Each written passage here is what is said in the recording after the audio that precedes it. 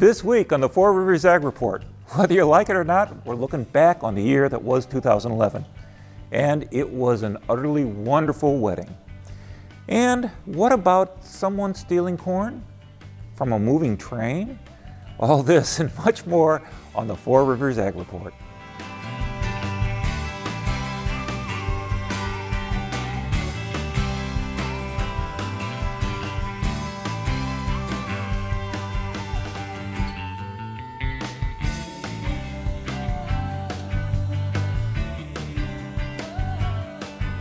Hi, and welcome back to the Four Rivers Ag Report. I'm Fred Peralta. It's been a couple weeks since we've seen you, and we hope you've enjoyed the special programming while we've been gone. But we're back now, and lo and behold, it's the end of the year, a time to reflect on all that has happened and hopefully learn from our mistakes. I know I've made more than a few. So, what do we learn from 2011? And by we, I mean the agricultural community. We'll talk to Jim Looft and find out what he thinks in a few minutes. But right now, with some really interesting stories, is Monica Becker. Monica? Hi there, I'm Monica Becker, and we have got a slew of stories for you today. A very happy former farmer owner is going to have a Merry Christmas this year because they got a new record price for farmland, $20,000 per acre. In Sioux County, Iowa, a neighbor bought the 74-acre farm for approximately $1.4 million. The previous record price for an acre of farmland was $16,750. The average price of farmland across Iowa is $6,477 per acre. So 20 grand is the exception, not the rule. So with land prices high and commodity prices high, everything's great, right? Well, agricultural machinery manufacturers expect overall business to grow 6 to 7% this year, but to taper off in 2012 through 2014. According to the Association of Equipment Manufacturers, the declines are predicted to be mostly in combines and four-wheel drive tractor sales. These declines are expected primarily because of the state of the general economy and the high price of steel. A former southwestern Illinois grain elevator owner from Clinton County has admitted to 2 counts of mail fraud. John Knietman of Breese pleaded guilty to fraudulently increasing an insurance claim of a fire by $34,000 and to defrauding a financial institution by selling $87,000 worth of grain that was collateral for a loan and then hiding the sale. He faces up to 40 years in prison and up to $500,000 in fines. Well, maybe the grain he sold was here. Police in Brazil are investigating the theft of 55 tons of corn from a moving train. Police report that thieves greased the train tracks, causing the wheels of the 54-car train to skid and slow down to a stop. The crooks then used a tow truck with a hook to remove the containers full of corn. The crime was committed while the train traveled through an isolated rural area. And from the "we're not sure if you should believe this" file, the people who brought you the East German Olympic women's swimming team in the 80s have announced that one producer from the Ukraine is reporting a yield of 300 bushel an acre. Compare that to the average U.S. yield of 146.7. So why doubt the claim? The average Ukraine farmer usually averages 100 bushels per acre. A 300 bushel yield has been achieved before in the U.S., but it is a very rare occurrence. I don't know about you, but I'm going to wait till the drug test comes in before awarding the gold. The Extension Services at Purdue and the University of Illinois are sponsoring the Ileana Vegetable Growers School on January 5th in Cherryville, Indiana. Topics for growers include current research in insects, disease and weed management, consumer food trends, and irrigation. If you're interested, you can register online at the Extension websites. And the Illinois Department of Agriculture is having the 12 Days of Christmas contest through December 14th through the 25th. A winner will be selected randomly each day from the department's Facebook and Twitter pages. Winners will receive an Illinois agricultural product and an assortment of cooking supplies donated by the American Egg Board. Good luck, and excuse me for not counting down, from 12 drummers drumming. And finally, the bride said, "I moo." I doubt that this wedding was covered on Bridezilla's. Haley Morgan married Michael Hansen, a beef farmer in England, in a farm-based wedding. They arrived via tractor to the family farm. Their wedding portrait was in front of the groom's British blue cattle herd. The guest name tags were written on cattle ear tags, and the wedding cake was decorated with herding dogs and cattle. The bride did wear white and Wellington boots. From Four Rivers Ag, we say congratulations to the couple. I'm Monica Becker, and I hope you all have a wonderful Christmas and a great New Year.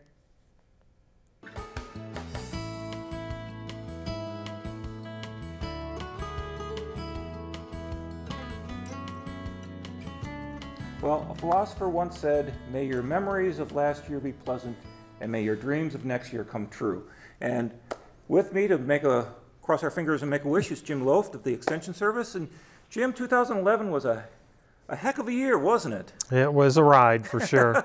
And it almost seemed like deja vu to some of the farmers, I'm sure, because wet, dry was the scenario for the last 2 years. Yeah, wet, dry, wet, isn't it? And we hear about these 100-year floods, and we hear about all this weather that can't happen back to back, and then we get 2 years that are similar, but we can't do anything about it except work with it. Yeah, you know? Almost needed pontoons on your tractor in the spring, and then a big water truck in the summer, didn't you? It was.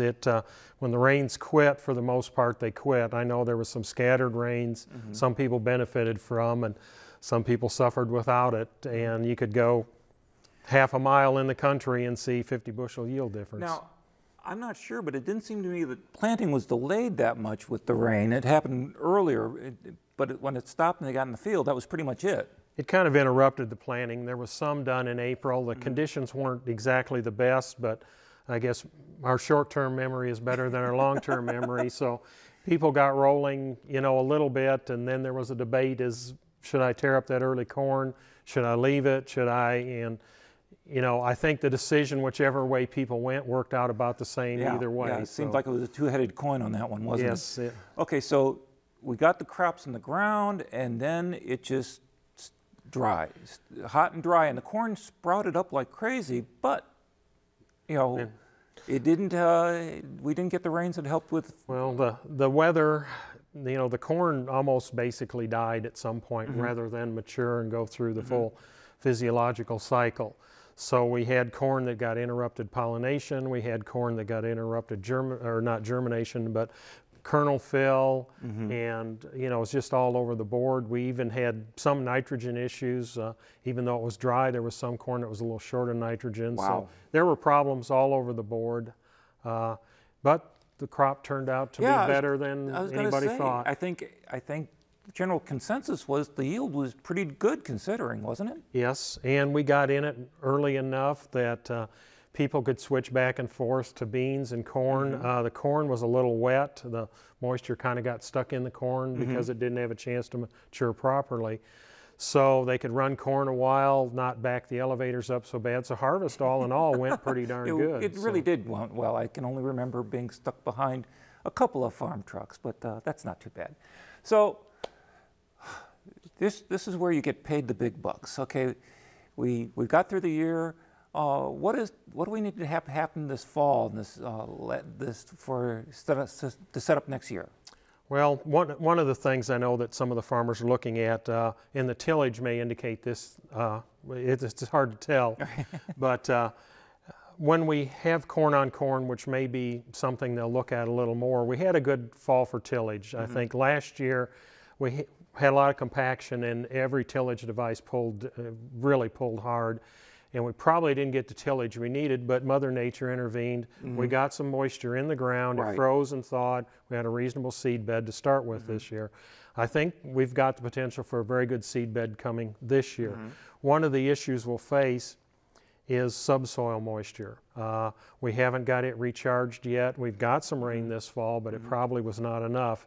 If we have to get that moisture from snow, it's a lot more difficult to get from snow. I was going to say, I prefer anything I don't have to shovel is good precipitation. Well, on the farm field, it's better if it's piled deep in snow because it just seeps into the ground. Okay, all the snow that's on the highway can go straight into the farm field. Big blowers and could blow it into the field, they'd be thankful. Well, excellent. So I think if we can get a little more moisture, I think the freezing and thawing will give us a really, really super seed bed. So. Okay, excellent. Now you were talking about the tilling practice of farmers around here.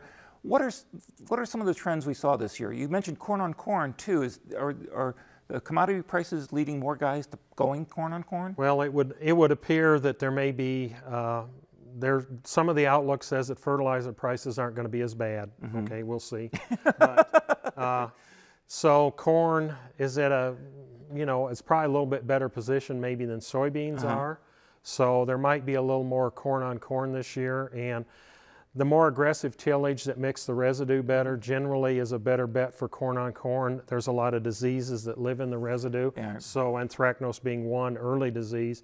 So it's important to have less corn residue on top for those diseases. Maybe that's one of the reasons I saw more aggressive tillage than before. Yes. Okay. With commodity prices being where they are, and Lord knows we lived through a number of different bubbles recently. Are farmers thinking about marketing a little bit differently this year than next? Well, I think, again, short-term memory plays into this, but there was some fairly aggressive marketing, but, when corn gets to $6 or so, people, don't always take advantage of that. Sometimes they hesitate, and this year, we had chances to sell $6.50, $7 corn cash price. So I think some of them are looking at this $5. The subsoil moisture around the corn belt is coming into play in some of the outlook that's being done. If that's the case, that could only help the market go up. Now that's double-edged sword to livestock producers. Exactly. Are stressed with that. So this was also an interesting year for the Extension Service, wasn't it? Well, we went through, or I guess... You had the opportunity to grow, didn't you? Yes, we had the opportunity. I did anyway. And it wasn't all around my waist. Well, I'm talking to Lynnette about my problems later on. So, we went through a major reorganization. It theoretically concluded June 30th, but it did not. But anyway, we're a bigger unit now, staff-wise. Well, not in total staff numbers. You cover a bigger area, don't you? I cover a bigger area. The rest of them pretty well are in something similar to what they were. But we've got different directions for our educators. But we've got some programming. We're looking at an ag series in late February, early March. I think that we'll be able to address some of the issues that we'll have this spring better than we would now during these winter meetings. And so we're going to, one of the things that we're looking at that farmers need to be thinking about is if they're going to plant corn on corn, they need to be looking at the disease package in their corn. That's one of the things we're going to cover. I know most of them will probably have the seed bought by the time we have these meetings, but if they'll go back and research these things on the seed, then they can maybe be prepared to look for some of these diseases or problems that might come along. Excellent. So if they're interested in some of these programs, where should they look? Our website will have that information on. We'll try to be in the popular press with that, and we'll mention it on this program. Of course you will, because this is also one of the changes that happened to the Extension Office. We've decided to partner with you, and you decided to partner with us, and we're thrilled that you are. So getting the word out to you guys out there, we appreciate it. Jim, thank you very much. You're welcome.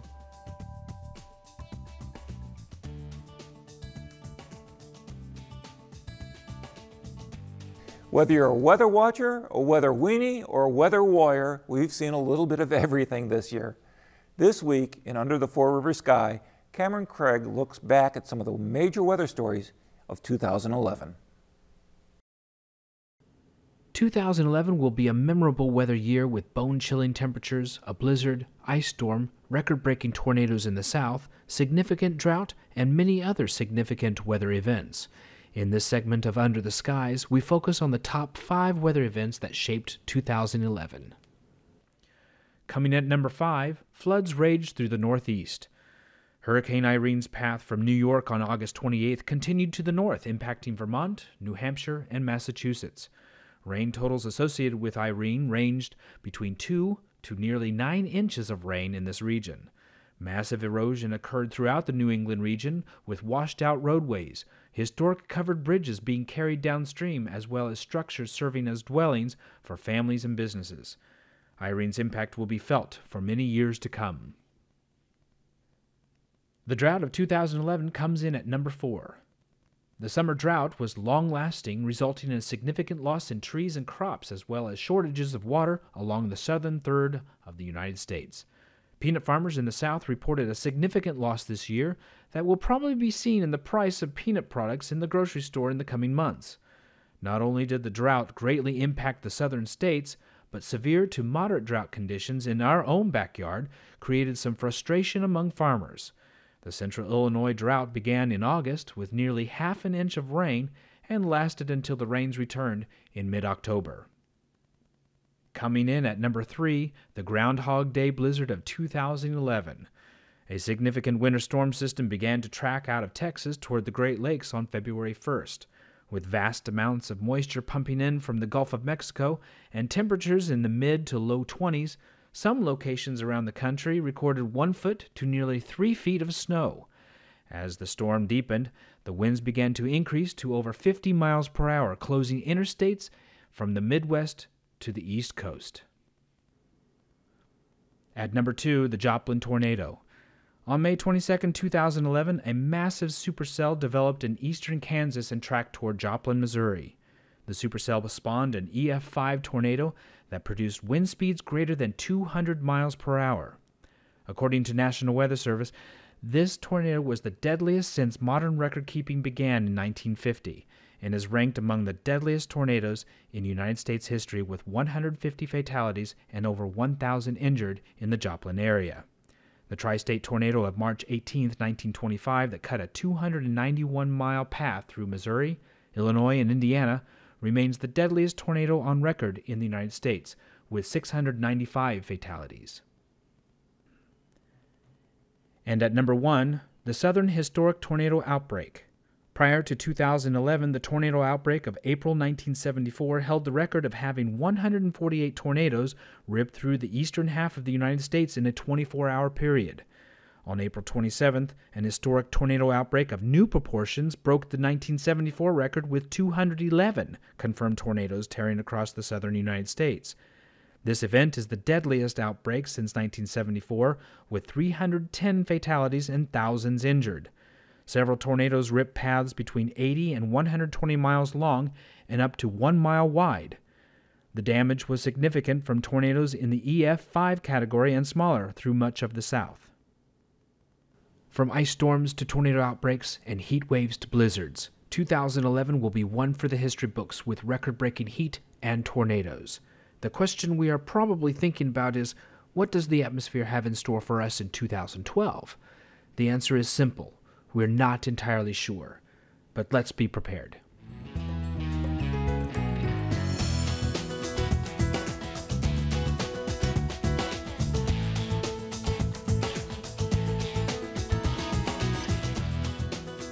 With me today is my good friend Lynnette Mensah, the nutritionist for the Extension Office. And Lynnette got me through Thanksgiving in great shape. We had a good-looking turkey. I didn't overeat. We put the food away right away, and so I had to actually get up off the sofa to get my pecan pie. But the next couple weeks is when I really have a tough time. And Lynnette's going to talk about what can we do to avoid that holiday season icks. Yes, well, it's hard to avoid that in a lot of ways, because the holiday season is the season where you're getting a lot of foods that are made that are high in sugar, high in fat. People like to make their favorite homemade traditional recipes and so on. So it's difficult, but if you want to start to think about that, then one of the things that you have to look at is, what is your situation? Are you really trying to make that change? Are you really going to try to do that? If you are. Oh, but those brownies that Jana makes are so good. Well, if the brownies are good and you know that you're going to be, Jenna is going to be bringing those brownies to you, what you might want to do is start looking at your total calories for the day. Okay. What do you normally eat during the day? Right. And if you normally eat certain amount during the course of the day, you may want to plan for those calories. Okay, you may want to, for instance, breakfast. And I hope they eat breakfast. Okay. I hope you do eat breakfast. Well, you know, I have my 3 meals and I'm not going to miss them. Okay, well, good.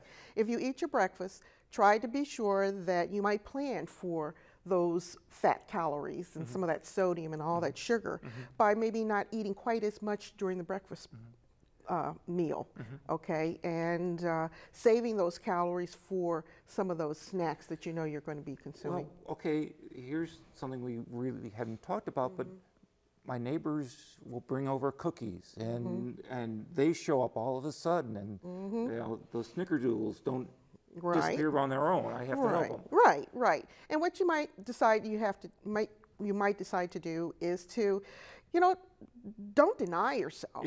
Go ahead and that eat. doesn't happen. Eat a snickerdoodle. Okay. Okay. Eat a brownie here and there, but just don't overdo it. That's the thing with snacks.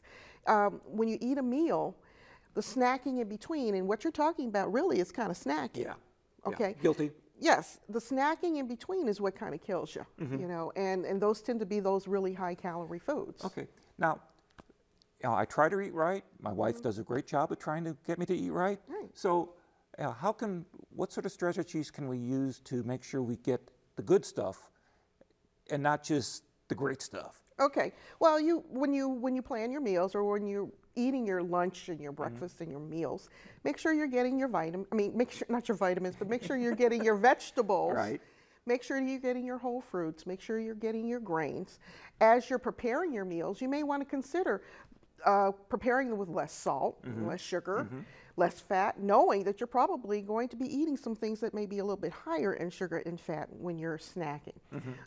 Try to keep your snacks to a minimum. You know, if you're going to snack one, maybe take one or maybe two, but just don't overdo it. Okay. See, that's our issue. We overdo it in many cases. You know, You're it's easy to do it during this time You're of year. again guilty as charged. And I'm guilty. We're all guilty of that. Okay. So, you know, what should be our goal for this holiday season? Should we avoid fat? Should we avoid sugar? Should we avoid, you know, too much? What is the purpose? What should be our goal? Our goal for the season, in my opinion, should be to enjoy the season. But while we're enjoying the season, realize that if you overdo it, you're going to pay for it later. Okay? So be sensible about the types of snacks that you decide you're going to try, and realize that, you know, in all of these, all calories count. It doesn't make any difference where they're from. So the snack calories, when you start getting anything over up to 400 calories in a snack, you're talking meals at that point. Okay, so really watch the snacks, watch the amount that you drink. And one of the things is, if you drink, you know, the drinking of the eggnogs and things like that, those are not only high calories, but when you have alcohol involved, your inhibitions tend to go away. And then that tends to make you eat even more. I was going to you say, have to be it makes aware. the snickerdoodles even more attractive. Yes, they do. Thank you. If anybody could come up with the chocolate-coated broccoli, I might be okay. So, Lynnette, thank you very much. You're welcome. Thank you for having me.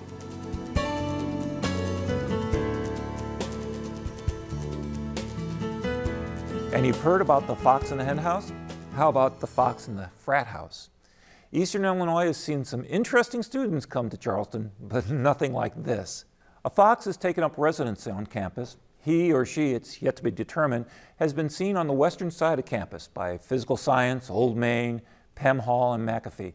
The fox has even been seen visiting a certain cast iron panther that occupies a prime location on campus. Wildlife experts think the fox has decided to matriculate at EIU for safety reasons, the lack of predators nearby. They also say that the coyotes move closer and closer to town, we might see more of this sort of thing. And don't worry, foxes are way down on the food chain and aren't a threat to humans. If the fox is interested, I hear that animal science major is particularly strong. Well, that's it for today. And as I said earlier, we've been preempted the last couple of weeks with some special programming. WEIU has been asking viewers to pledge their support for programs we offer over the last several weeks. And the response has been very gratifying. So many of you have stepped forward, and for that we are truly, truly grateful. But in this economy and all, we are still worried about the funding levels at the station. If you value what we do on WEIU, we would love to have you call during regular business hours and make a pledge. Jana and Brenda will be more than happy to help you out. If you're shy, check out our website online. There's a pledge button there, and it will only take a minute. You will be doing a wonderful service for our entire community.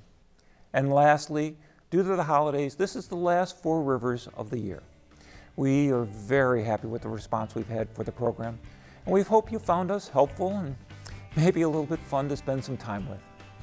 I would like to thank our friends at the Extension Office, and I'd like to thank Monica and Cameron for all of their help. You really can't imagine how much I appreciate it. And lastly, I want to thank you. So, for the last time until 2012, work hard, be safe, and enjoy the beautiful sunsets. I'm Fred Peralta, and thanks for watching the Four Rivers Ag Report.